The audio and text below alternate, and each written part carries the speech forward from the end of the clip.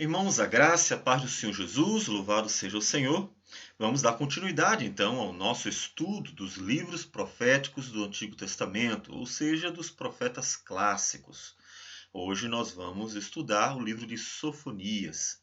Para isso, vamos orar ao Senhor e então daremos início ao nosso estudo desta obra da palavra do Senhor. Vamos orar. Senhor Deus amado, bendito o teu nome para sempre. Tu és Deus, não há igual a ti, não há além de ti. Tu és o Senhor que falas desde o início, por meio, Senhor Deus, de profetas, o Senhor nos revelou a tua vontade. Ajuda-nos a compreender a tua palavra que nos conduz a Cristo, o teu Filho, por meio do qual nós temos vida e vida em abundância, vida eterna. Receba a nossa oração, em nome de Jesus. Amém, Senhor. Nós já estudamos alguns profetas, 7 na verdade. Nós começamos com o profeta Jonas, porque pensando em questões cronológicas, nós estamos considerando que Jonas foi o primeiro por causa do testemunho de 2 Reis, capítulo 14.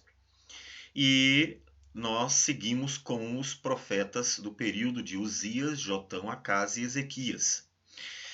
Isaías, Oséias, Amós e Miqueias. São 4 profetas do mesmo período. Não significa que foram exatamente o mesmo período, o mesmo começo, o mesmo fim.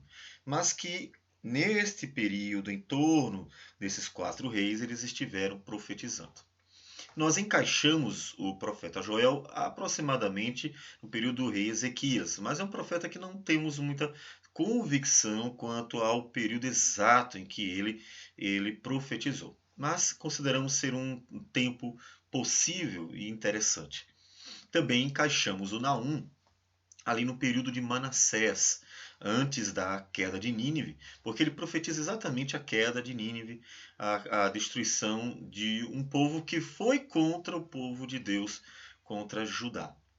E agora nós entramos em Sofonias. Esse, diferente de outros profetas, como Joel e Naum, ele tem um período exato, como também temos nos livros de Isaías, Oséias, Amós e Miqueias.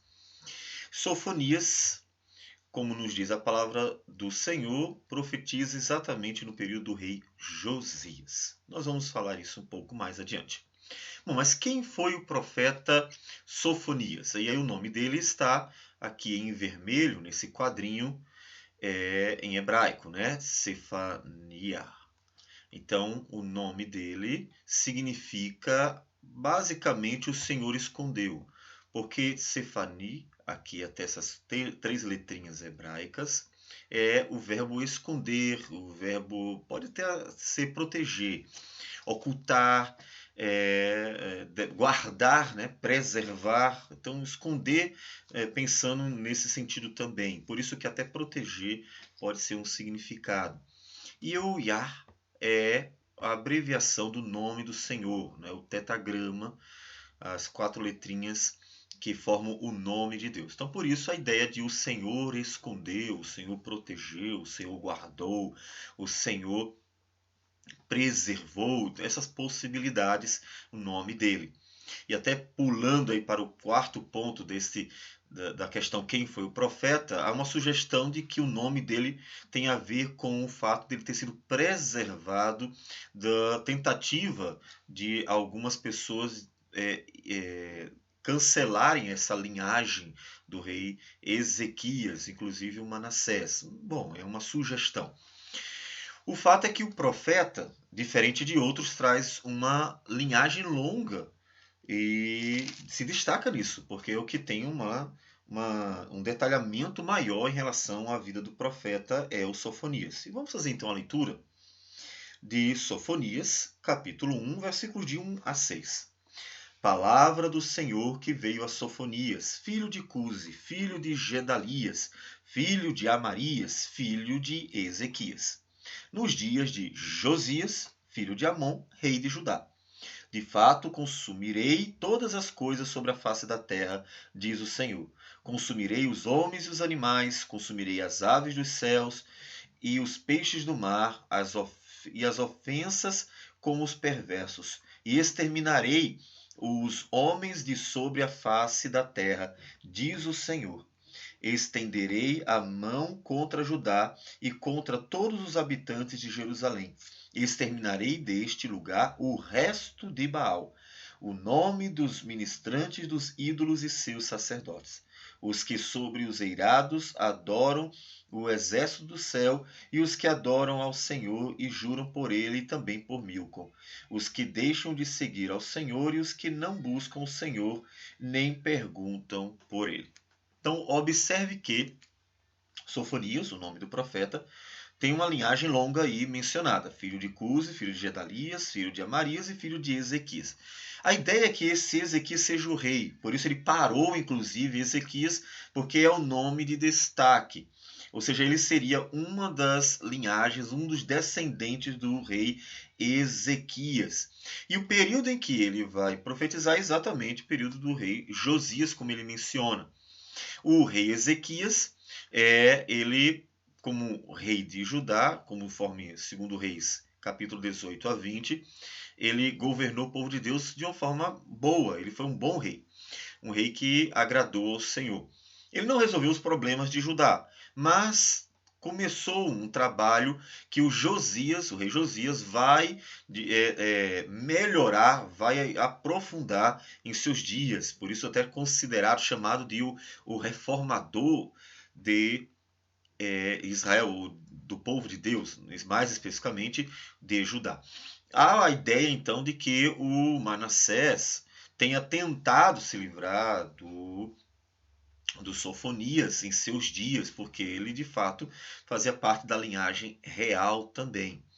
Bom, essa é uma possibilidade. Todavia, o seu nome, o Senhor escondeu, pode tanto dizer respeito ao povo que ele preserva, Deus preserva, ou o Senhor preserva, pode ser também, o Senhor guarda, e aí pode se referir ao remanescente, porque inclusive o livro de Sofonias fala que Deus vai castigar o povo dele, mas um remanescente vai permanecer. Um povo, um grupo do povo de Deus vai ser preservado.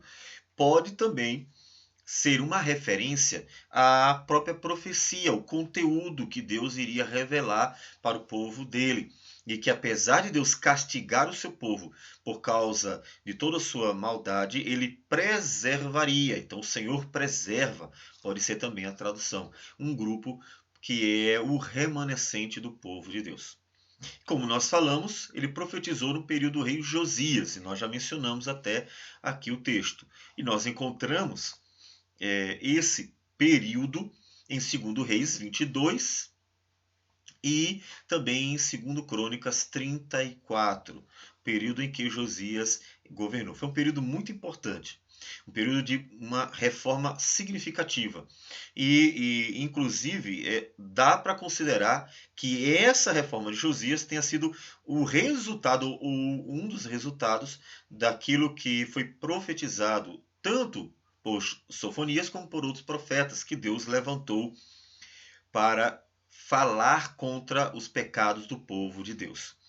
Bom, o destinatário, ele diz ainda nesses versículos mesmo, né? Estenderei a mão contra Judá e contra todos os habitantes de Jerusalém. Exterminarei deste lugar o resto de Baal, o nome dos ministrantes dos ídolos e seus sacerdotes. Então veja que é destinado a Jerusalém, a cidade de Jerusalém e a tribo de Judá. Porque o povo de Deus estava pecando contra o Senhor, estava se rebelando contra o Senhor, e então eles seriam purificados, castigados e também purificados, como nós veremos. E essa, inclusive, é uma mensagem de boa parte dos profetas: o castigo do povo rebelde e a purificação que aconteceria com um propósito, inclusive, porque temos que lembrar que Deus está trazendo a linhagem santa, aquela linhazinha que tem a ver com a genealogia de Jesus, do Messias prometido. Então, por isso a purificação do povo de Judá é muito importante, porque é uma preparação para os dias em que o Messias prometido viria. Bom, qual é o contexto histórico? Já sabemos que era o rei Josias, governava no período dos Sofonias. Então, esse é o ponto histórico que nós sabemos. Mas vamos ver detalhes sobre o contexto histórico que nos mostra a razão do Sofonias profetizar essas tais palavras, aquilo que nós lemos e ainda vamos ler. Bom, devemos lembrar então antes, isso é importante, que o rei Manassés e também o rei Amon, que é seu filho, eles governaram muito mal, ou seja, eles pecaram muito contra o Senhor, e o texto de 2 Reis, capítulo 21, nos fala isso. Veja, 2 Reis 21, 2 diz: fez ele o que era mal perante o Senhor, segundo as abominações dos gentios, que o Senhor expulsara de suas possessões, de diante dos filhos de Israel. Pois tornou a edificar os altos que Ezequias seu pai havia destruído. Veja, Ezequias foi um bom rei. Manassés trouxe tudo de ruim à tona outra vez. E levantou altares a Baal e fez um poste ídolo, como o que fizera Acabe, rei de Israel, e se prostrou diante de todo o exército dos céus e o serviu. Edificou altares na casa do Senhor, da qual o Senhor tinha dito: em Jerusalém porei o meu nome. Também edificou altares a todo o exército dos céus nos dois atos da casa do Senhor. Percebe a relação do que nós já lemos. Aqueles que adoram o exército dos céus. Veja que ele faz exatamente uma referência a algo que o Manassés trouxe, né? O culto aos astros celestiais. Essa idolatria aos astros celestiais. Queimou a seu filho como sacrifício, adivinhava pelas nuvens, era agoureiro e tratava com médios e feiticeiros. Prosseguiu em fazer o que era mal perante o Senhor para o provocar a ira. Veja que ele fez muita coisa ruim. E o versículo 9 diz assim: eles, porém, não ouviram. Deus mandou profetas, mas ninguém ouviu. E Manassés de tal modo os fez errar, ou seja, o povo de Deus, o Judá, Jerusalém, Judá, que fizeram pior do que as nações que o Senhor tinha destruído de diante dos filhos de Israel. Então, olha o contexto qual é.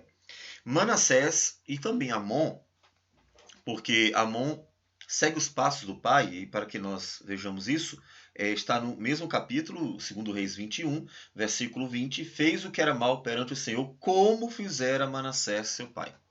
Então veja que esses dois reis foram muito maus e conduziram Judá ao pecado, de tal modo que fizeram pior que as nações ao redor.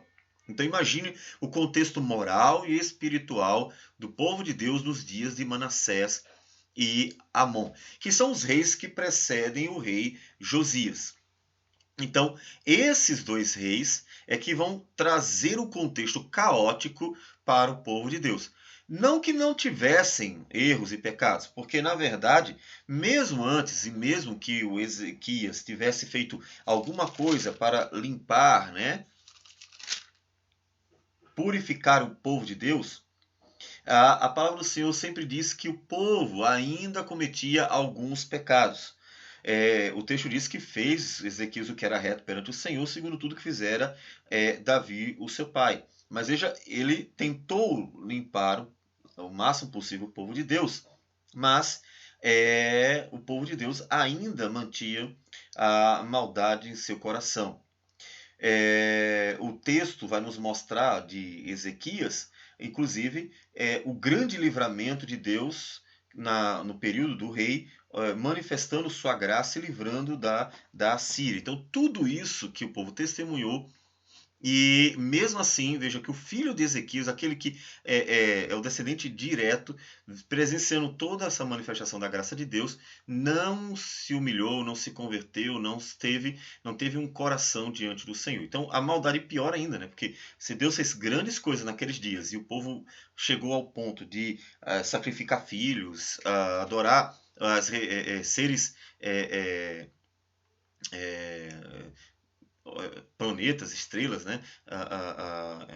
Objetos celestiais. Então, se o povo, depois de tudo aquilo, ainda volta-se para a idolatria, então quão mau é o coração deste povo? Então, o que acontece é que o rei Manassés é levado para o cativeiro. E quem vai nos dizer isso é o texto de 2 Crônicas, capítulo 33. ele nos fala que falou o Senhor a Manassés e ao seu povo, porém não lhe deram ouvidos. Então o povo se manteve rebelde. Pelo que o Senhor trouxe sobre eles os príncipes do exército do rei da Síria, os quais prenderam Manassés com ganchos, amarraram-no com cadeias e o levaram à Babilônia.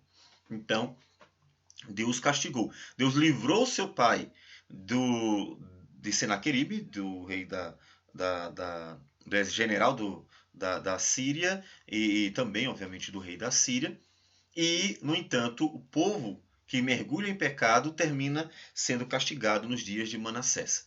E o que acontece, então, é que, apesar de Deus, inclusive, mostrar misericórdia com Manassés, o povo continuou pecando contra Deus. Eles não encerraram. Então, o contexto que Sofonias e Josias encontram é um contexto caótico. A gente tem que considerar isso aí. É um contexto caótico. Tanto é que o Josias, que quando começa o seu reinado, capítulo 34 de 2 Crônicas, versículo 3 a 7, ele precisa fazer uma limpeza no povo de Deus. Ou seja, é um contexto realmente sério, caótico mesmo, tanto moral como espiritual. Diz assim o texto de 2 Crônicas 34, versículo 3. Porque no 8º ano de seu reinado, sendo ainda moço, começou a buscar o Deus de Davi, seu pai, e no 10º ano começou a purificar a Judá e a Jerusalém dos altos, dos postes ídolos e das imagens de escultura e de fundição. Na presença dele, derribaram os altares dos Baalins, ele despedaçou os altares do incenso que estavam acima deles, os postes ídolos e as imagens de escultura e de fundição, quebrou-os, reduziu-os a pó e os aspergiu sobre a sepultura dos que eles tinham sacrificado. Os ossos dos sacerdotes queimou sobre os seus altares e purificou a Judá e a Jerusalém. O mesmo fez nas cidades de Manassés, de Efraim e de Simeão, até Naftali, por todos os lados, no meio das suas ruínas, tendo derribado os altares, os postes ídolos e as imagens de escultura, até reduzi-los a pó, e tendo despedaçado todos os altares do incenso em toda a terra de Israel, então voltou para Jerusalém. Então observe que grande obra Josias não precisa realizar para purificar o povo. Isso mostra que a palavra dos profetas estava sendo ouvida. Lá no capítulo 34, que nós lemos, versículo 3 a 5, ele reage conforme a vontade do Senhor, porque Deus havia levantado profetas para falar ao coração do povo. Lá em 2 Reis 21, 10 diz assim: Então o Senhor falou por intermédio dos profetas, seus servos, dizendo. E aí os profetas vão falar a sua palavra nos dias do Manassés. Então veja que a palavra do Senhor que vinha sendo pregada falou também ao coração do Josias. Então essa reação que nós vimos aqui no texto é uma reação da palavra de Deus tendo falado ao coração do Josias. E o Sofonias pode ser considerado como um dos profetas que profetizou exatamente nesse período. Tendo em vista o conteúdo do livro de Sofonias, parece-nos que ele se encaixa exatamente nesse período da reforma. Ou seja, um período em que o povo ainda está mudando, as coisas ainda estão acontecendo. Nem antes demais, nem depois. Porque nós vamos ver que algumas frases de Sofonias se encaixam muito bem com também o que nos diz Reis e Crônicas. E assim o povo é conduzido ao arrependimento, a um verdadeiro arrependimento por meio da palavra do Senhor. E aí, para que nós vejamos um pouco disso, o resultado dessa profecia da palavra de Deus sendo pregada no período de Josias é o que nos diz segundo Crônicas 34, 29 a 33. Então deu ordem o rei, e todos os anciãos de Judá e de Jerusalém se ajuntaram. O rei subiu à casa do Senhor, e todos os homens de Judá, todos os moradores de Jerusalém, os sacerdotes, os levitas e todo o povo, desde o menor até o maior, e leu diante deles todas as palavras do livro da aliança que for encontrado na casa do Senhor. O rei se pôs no seu lugar e fez aliança ante o Senhor para o seguirem, guardarem os seus mandamentos, os seus testemunhos e os seus estatutos. de todo o coração e de toda a alma, cumprindo as palavras desta aliança que estavam escritas naquele livro. Todos os que se acharam em Jerusalém e em Benjamim anuíram a esta aliança, e os habitantes de Jerusalém fizeram segundo a aliança de Deus, o Deus de seus pais.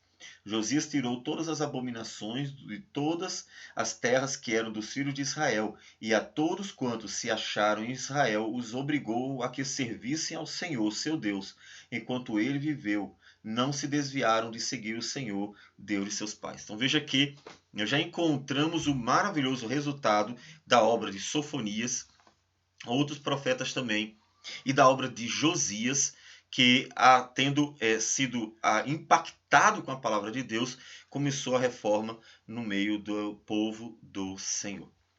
Bom, a profecia, então, vamos para o texto de Sofonias, né? E nós já lemos o capítulo 1, versículo de 1 a 6. E a profecia começa com uma palavra certa de juízo contra Judá e Jerusalém. Veja que o contexto é aquele contexto caótico. O povo está mergulhado na idolatria, em todo tipo de pecado, que durante o período do rei Manassés foi se proliferando e foi se aprofundando. E então a palavra de Deus é certa. Olha, vai vir o juízo. Eu trarei castigo sobre esse povo rebelde, sobre esse povo que adora a outros deuses.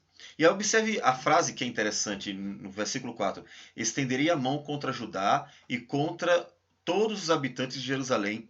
Exterminarei deste lugar o resto de Baal, o nome dos ministrantes dos ídolos e seus sacerdotes. Esse o resto de Baal nos lembra bastante o texto que nós lemos antes, quando diz que o Josias derribou altares dos Baalins e também quebrou e reduziu a pó e aspergiu sobre a sepultura dos sacerdotes pagãos, claro, né? Queimou até os ossos dos sacerdotes pagãos. Em outras palavras, o Josias começou a obra radical, uma reforma realmente radical, e foi tirando, quebrando, expulsando tudo que não prestava do meio do povo de Deus. E Sofonias diz assim: eu exterminarei o restante. Então, parece-nos que Sofonias, que estava profetizando nesse período, e considerando um pouco antes até de Josias começar a reforma, também continua durante o período da reforma, porque o próprio povo de Deus precisava mudar o seu coração. Então, a profecia é uma palavra certa de haverá o castigo. Esse castigo não vai acontecer nesse período, mas ele acontecerá. Então, o rei Josias recebe a palavra, mas ao mesmo tempo um consolo. O versículo 8 diz assim: no dia do sacrifício do Senhor, hei de castigar os oficiais e os filhos do rei, e todos os que trajam vestiduras estrangeiras. É interessante que ele não diz o rei. Bom, podemos considerar dois pontos. Um, porque o próprio Josias era um bom rei, um homem de Deus. Não tem por que Deus trazer uma palavra de condenação a um homem que está fazendo uma reforma no meio do povo de Deus para a glória de Deus. Em segundo lugar, pensamos na questão temporal. Quem iria sofrer as consequências, quem iria sofrer o juízo de Deus, não porque eles estariam apenas sendo castigados como se estivesse sofrendo em nome de uma outra geração, porque eles também seriam pecadores. Tanto é que quando vem o castigo, vem para uma geração tão perversa quanto a de Manassés. Mas quem sofreria seria uma geração futura. E nós sabemos que o cativeiro da Babilônia aconteceu somente algumas gerações depois. Então isso não seria para aquele momento, mas seria certo. Então veja, o juízo não seria para aqueles dias, até porque o Sofonias também está presenciando a reforma que o Josias está trazendo ao povo de Deus, mas este juízo é certo. Ele não vai deixar de acontecer. Mesmo com a reforma de Josias, a promessa, o anúncio do juízo vindouro do Senhor não é anulado. É anulada. A promessa de que Deus vai castigar o povo, que Deus vai trazer o juízo, é mantida, apesar de não ser naqueles dias, né? E então veja que Sofonias se associa à reforma de Josias a fim de purificar a nação de Judá. Então todos estão envolvidos nesse propósito. De tal modo que a reforma de Judá, ela contou com uma força conjunta entre, né? E aí nós já até lemos o que diz segundo Reis, capítulo 21, versículo 10. Então o Senhor falou por intermédio dos profetas. Então veja que profetas estavam atuando. Não temos registro das palavras de todos os profetas, porque Deus escolheu apenas alguns para registrar a profecia. Sofonias foi aquele profeta escolhido para que a profecia fosse revelada para nós, registrada. Então, o que acontece é que nós temos um profeta clássico chamado Sofonias. Mas vários profetas profetizaram. Nós podemos considerar isso com certeza, até porque o rei Josias nos diz, o texto, tanto de Crônicas como Reis, que no capítulo 22 ele procurou uma profetisa, ordenou o rei a Ilquias, versículo 12, o sacerdote, a Aicão, filho de Safã, Aquibó, filho de Micaías, a Safã, o escrivão, e a Asaías, servo do rei, dizendo: Ide consultai o Senhor por mim, pelo povo e por todo o Judá, acerca das palavras deste livro que se achou, porque grande é o furor do Senhor que se acendeu contra nós, porquanto nossos pais nos deram ouvidos às palavras deste livro, para fazerem segundo tudo quanto está escrito. Então o sacerdote Ilquias, Aicão, Aquibó, Safã e Asaías foram ter com a profetisa Ulda, mulher de Salum, o guarda-roupa, filho de Ticna, filho de Arás, e lhe falaram. Ela habitava na cidade baixa de Jerusalém. Então, veja que o rei mandou procurar uma profetisa, significa que não só os Sofonias, mas também outros profetas estavam presentes e estavam nessa força-tarefa para reformar o povo de Deus, estavam anunciando a palavra do Senhor. Então, nós podemos dizer que foi uma força conjunta entre profetas, entre sacerdotes, o capítulo 22 que nós acabamos de ler, versículo 8, ele fala também dos sacerdotes que participaram, né? Diz o versículo 8: Então disse o sumo sacerdote Ilquias ao escrivão Safã: Achei o livro da lei na casa do Senhor. E Ilquias entregou o livro a Safã e o leu, e este o leu. E aí nós vamos ver aparecer várias vezes o sacerdote Ilquias, e eles anuindo a reforma, abraçando a reforma, inclusive participando ativamente na leitura da palavra do Senhor e no ensino da palavra do Senhor para o povo de Deus, como nos lemos um pouco mais adiante no livro de Reis e de Crônicas, quando eles leem o livro da lei para todo o povo, no capítulo 23, e leu diante deles todas as palavras do livro da lei que foram encontradas na casa do Senhor. Então, os sacerdotes também estavam envolvidos, não todos, é claro que não. Nós vamos encontrar aqueles sacerdotes infiéis que o Josias expulsou, e Josias mandou matar homens que sacrificaram a ídolos, jogou seus ossos, queimou sobre os altares pagãos, expulsou pessoas que estavam praticando coisas proibidas por Deus. Então, houve sim sacerdotes que se corromperam e outros que eram sacerdotes pagãos mesmo. Mas os verdadeiros, legítimos sacerdotes, aqueles que se mantiveram fiéis a Deus, eles se juntaram a Josias nessa tarefa de purificar o povo do Senhor. E o próprio rei, né, que nós acabamos de falar, que chega a ordenar que todos servissem a Deus, ao único Deus, como nos diz o texto de 2 Reis 23, versículo 1 e 2. Nós até já lemos também. Então, veja que é uma grande reforma e conta com o auxílio de várias pessoas. Não foi só o rei Josias, né? E Sofonias está aqui no livro falando como foi que ele contribuiu para a reforma, anunciando o juízo do Senhor para um povo rebelde e também chamando ao arrependimento. Então, das mensagens de Josias, de Sofonias, se encontra também a mensagem do dia do Senhor. Ele anuncia o dia do Senhor como um dia que será amargo para os pecadores. E inclusive que não importaria o status daqueles que seriam julgados e condenados pelo Senhor.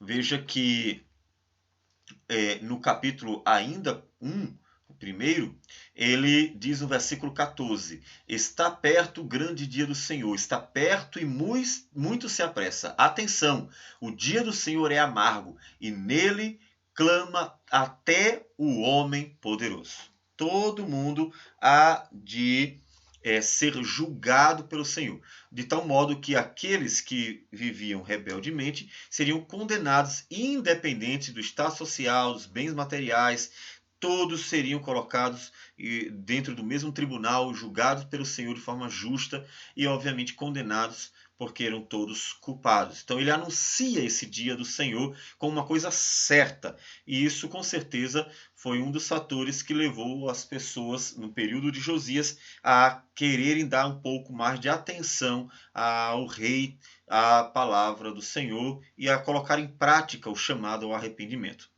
Oficiais e filhos do rei sofreriam castigo, como nós já falamos, mas o rei Josias não é mencionado. Por quê? Porque ele estava fazendo o que é certo, ele estava chamando o povo ao arrependimento e conduzindo a nação a uma reforma, uma mudança de vida.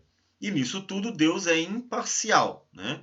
Veja aqui no capítulo 2, e aí Sofonias sai de Judá, o castigo que com certeza aconteceria sobre a nação, e se volta a alguns povos ao redor. Ele fala contra os filisteus, contra Moabe, contra Amon, contra a Etiópia e contra a Síria, no capítulo de número 2. Ou seja, ele mostra que Deus é completamente imparcial e não é só o Deus de Judá. Ele é o Deus de toda a terra e julgaria todas as nações. Todos seriam julgados pelo Senhor e seriam devidamente castigados, ou até melhor, condenados, porque não conheciam a Deus. Mas ao mesmo tempo, nós vamos ver, e aí o capítulo 3 é que vai nos apresentar esse chamado gracioso de Deus, como todos os profetas fazem. Os justos têm uma esperança, é reservado a eles uma herança graciosa. Esse é um fator fundamental dentro dos profetas. Deus sempre anuncia o juízo, mas ao mesmo tempo traz algumas palavras de esperança, o que nos mostra a íntima associação dos profetas a Cristo Jesus, porque essa palavra de esperança também é uma palavra futura, mas acontecerá que o meu remanescente, que a raiz de Jessé, que eu trarei salvação, que eu livrarei o meu povo, e é uma série de palavras sobre a redenção do povo de Deus são apresentadas no livro, ainda que espalhados pelos livros. Né?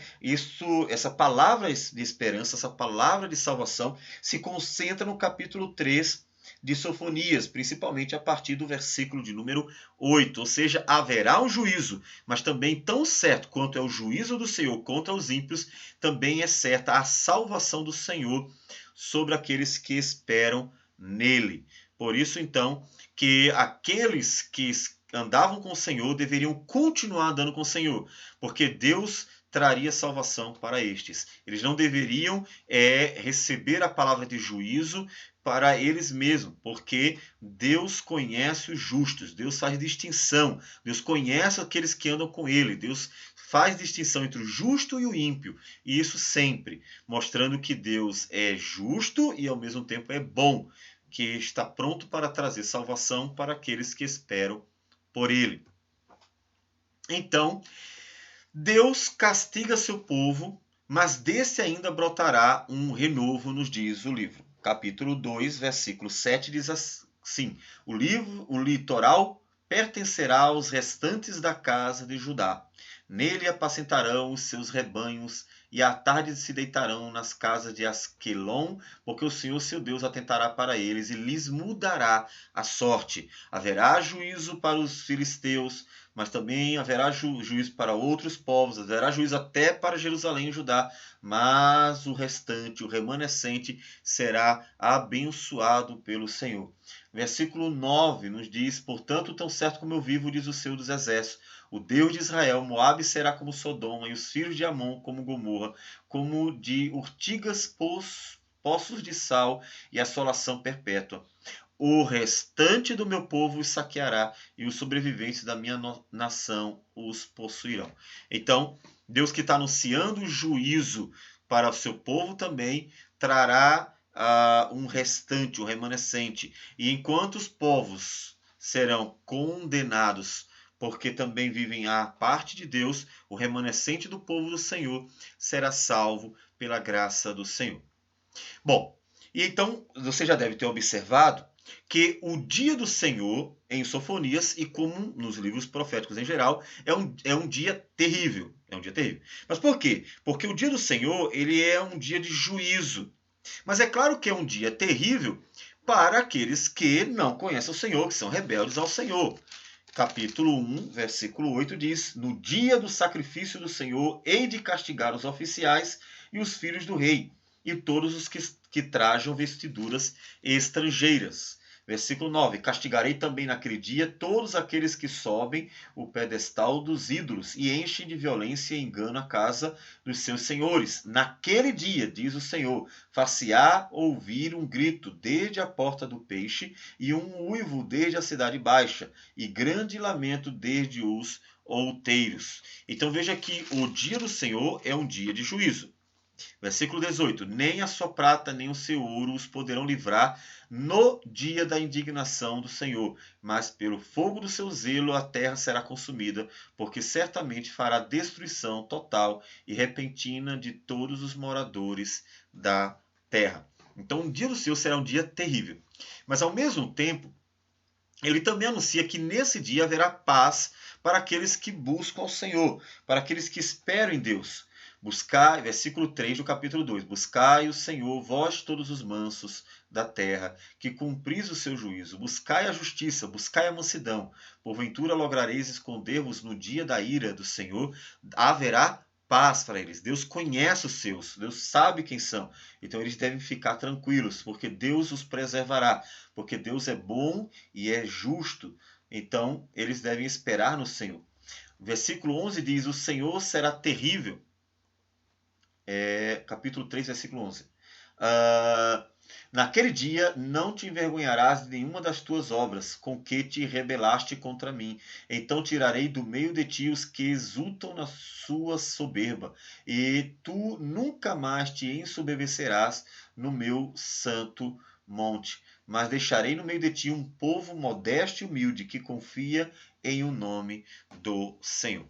Então observe que, ao mesmo tempo, haverá segurança para aqueles que esperem em Deus. Haverá salvação para aqueles que esperem em Deus. Versículo 16 do capítulo 3. Naquele dia se dirá a Jerusalém, não temas, ó Sião, não se afrouxem os teus braços. Então o dia do Senhor é dia de salvação e dia de juízo.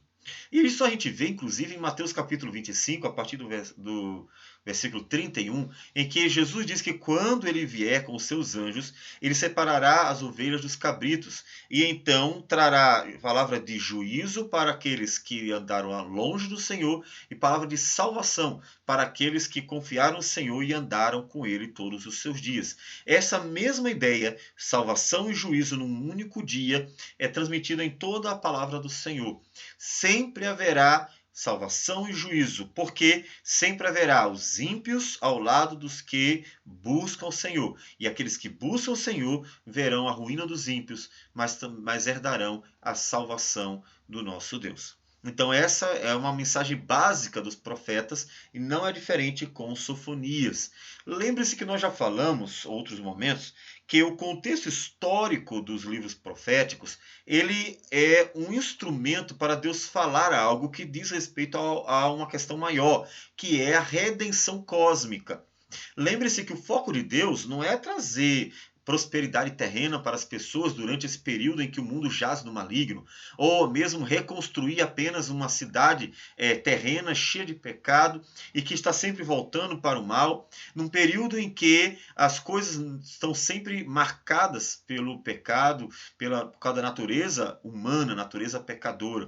O propósito de Deus é uma redenção cósmica e eterna, eficaz e que realmente vai durar para sempre, portanto. E é para lá que tudo aponta, porque esse é o alvo, esse é o foco. Então, o contexto histórico dos profetas termina servindo para Deus falar de algo que tem uma implicação, uma importância muito maior do que as questões localizadas do povo de Deus do Antigo Testamento. E por que Deus fala tanto para o povo de Deus do Antigo Testamento?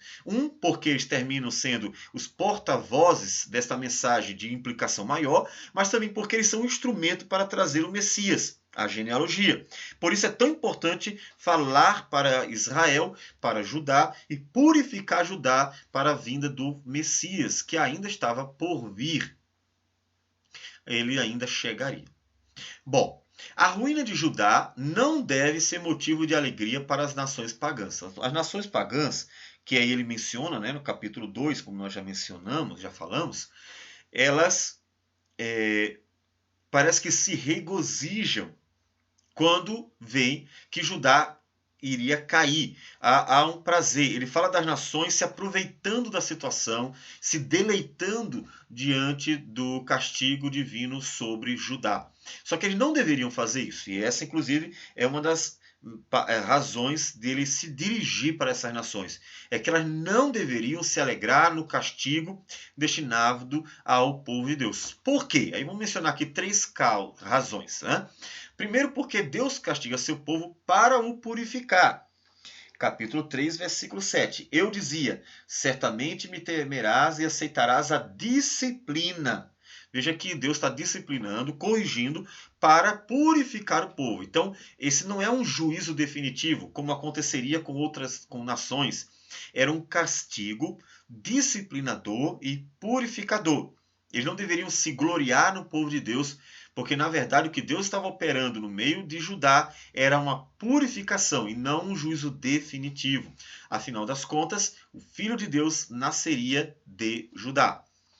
Também não deveriam se gloriar no castigo de Judá, porque todos os povos sofreriam a ira do justo Deus. Então é só lembrar as palavras de Paulo em Romanos 3,10, uma citação inclusive do Antigo Testamento.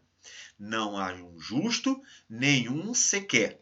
Então, essas palavras de juízo contra o povo pagão ao redor de Judá é uma palavra justa e um juízo por seus pecados que, diferente de Judá, iriam ser definitivos. O juízo seria definitivo.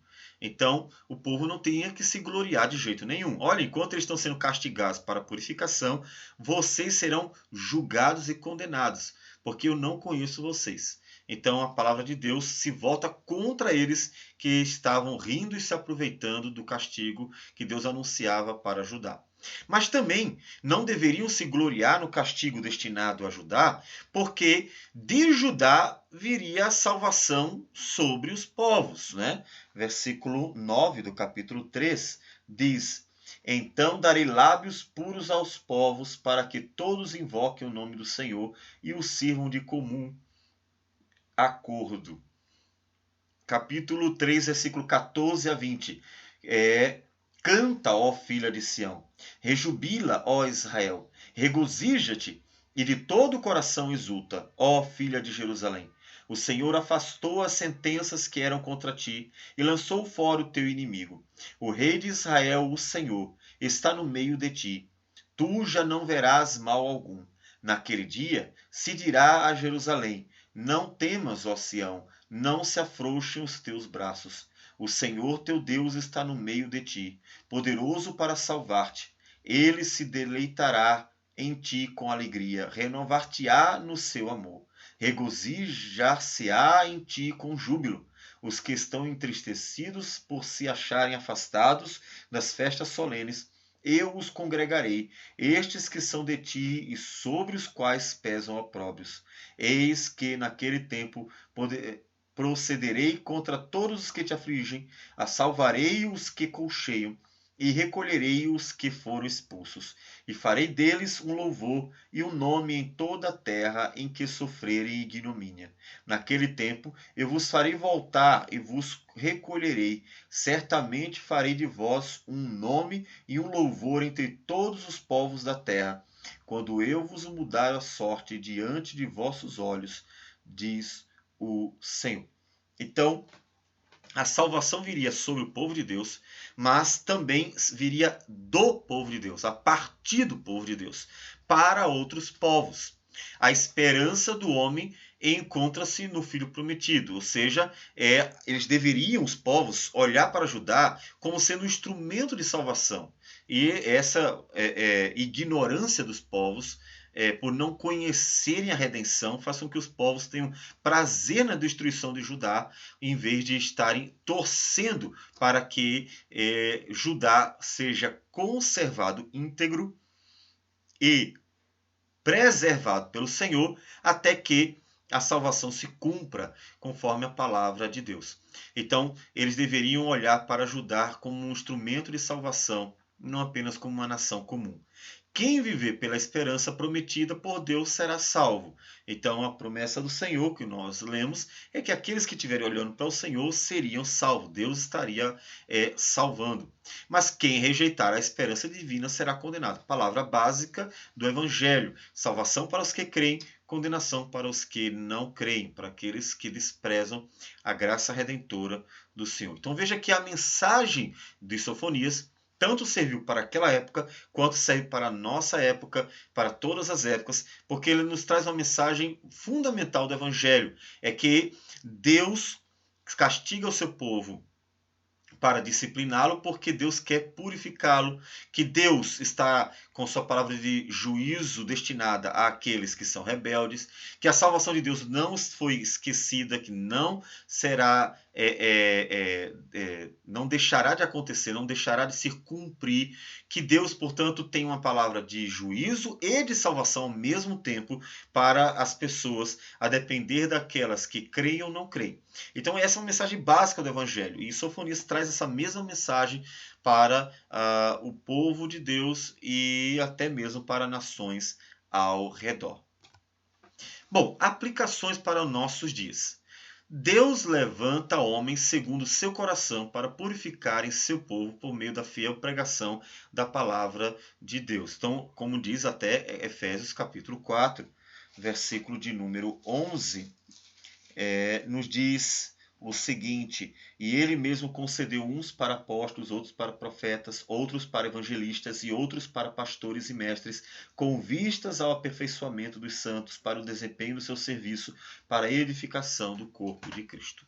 Então Deus levanta homens para purificar o povo dele, e Deus usa essas pessoas por meio da fiel pregação da palavra.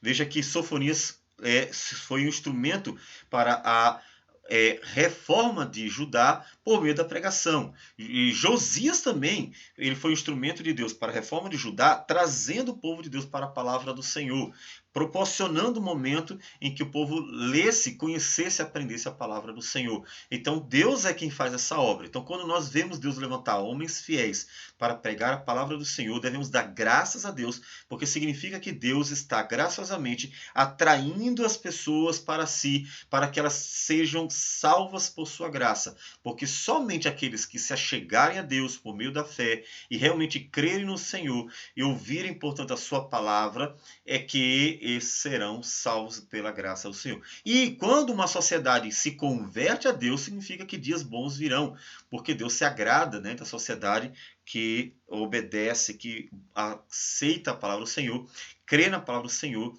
e vive pela palavra do Senhor.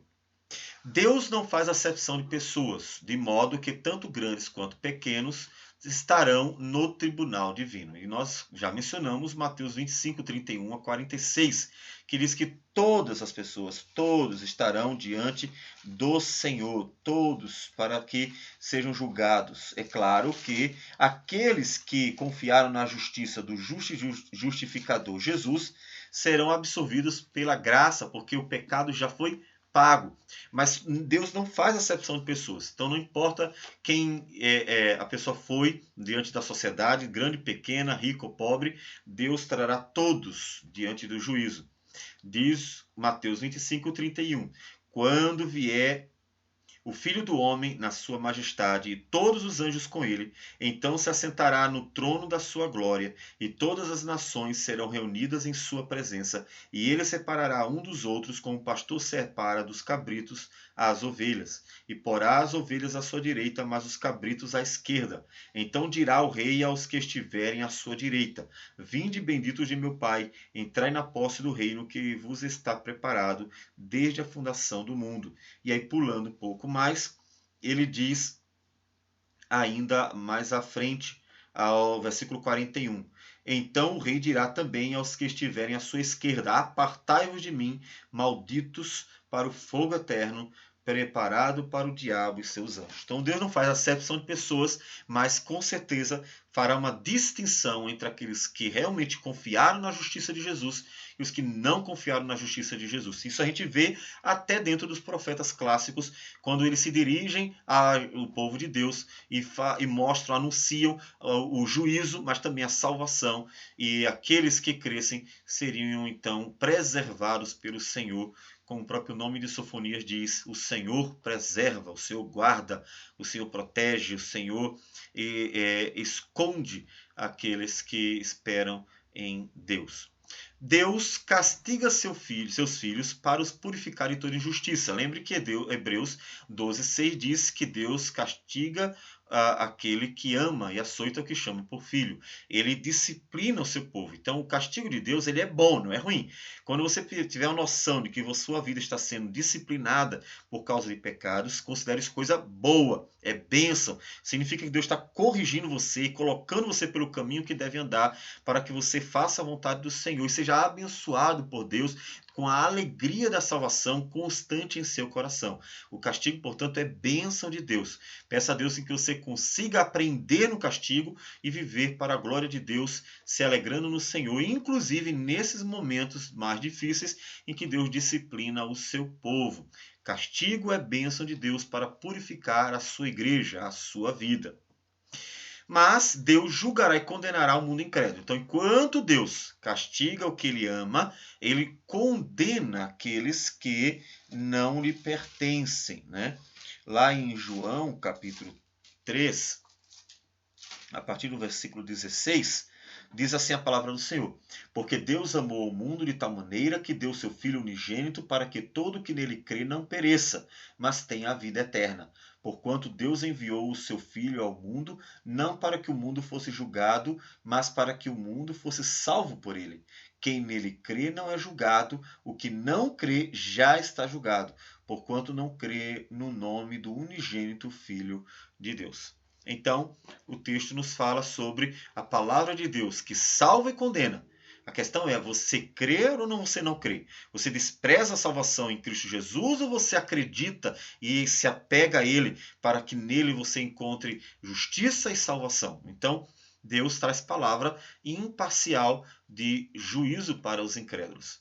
E, por fim, até que Cristo volte, há salvação para o pecador. Então veja que, como em todos os profetas Deus traz palavra de juízo, mas sempre anuncia uma palavra de salvação, e inclusive no Novo Testamento sempre há um chamado à salvação, isso nos mostra que até que Jesus volte, ou enquanto houver vida para o cidadão, há esperança de salvação, porque Deus continuará usando a igreja para anunciar a salvação em Cristo Jesus, o arrependimento, o pagamento da dívida e a misericórdia do Senhor para aqueles que creem. Ou seja, há salvação para o pecador, caso ele creia no Senhor Jesus. Essa é a palavra de esperança que o povo de Deus recebe da parte de Deus. Mesmo quando o profeta anuncia o juízo, ele sempre anuncia também a salvação de Deus. Receba então esta palavra e creia nela, como palavra que pode salvar a sua vida. Que Deus abençoe e vamos orar ao Senhor. Senhor Deus amado, obrigado pela tua palavra, que é o teu poder para a salvação. Damos graças por ela, que ela seja aplicada ao nosso coração e que nos livres do mal, para que vivamos para a tua glória. Em nome de Jesus. Amém. Que o Senhor abençoe a todos.